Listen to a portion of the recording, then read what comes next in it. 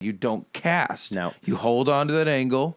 And before we get to the end of this playoff, I have to tell you one other thing that happened in Chile. So we rented a car. So I got to the airport. Oh yeah, we forgot about the rental car. I got to the airport like 6:30 a.m. In Chile, which is what, like 3:30 or 2:30 in LA. Okay. 1:30 and it's actually 1:30 a.m. in LA. So I'm like out of it. The rental car places are not open yet, and the one that is open doesn't have any cars.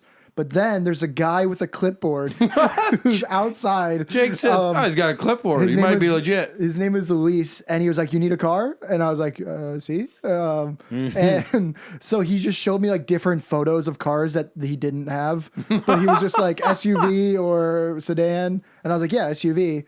So I just rented a car from this random dude who I gave all my information to. Oh, no. And yeah, he's got the credit card this info. car, we got stick shift, which was fun, but no headlights. The seatbelt gate thing was broken, so the there was seatbelt a spare just beeped. tire we were driving on. Spare my tire. God. So beat up. And and there's the alarm went off the whole time while we were driving. As like, you know, when you don't buckle your seatbelt, that was going on the whole time we were driving every day. It was like $250 for the 4 days. And I'm like, okay, fine. But he's like, I need cash. And I'm like, okay. Wow. So I gave him like 250,000 pesos or whatever it is. And, you know, and then, so it was fine for the most part, you know, it worked.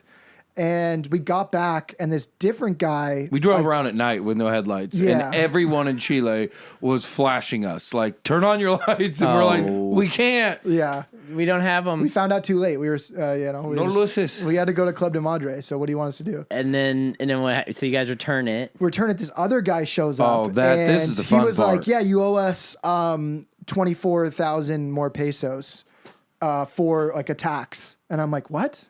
And we're like, no, he already paid the guy. There's no tax here. And he's like, yeah, toll tax. And I'm like, no, we didn't go through any tolls.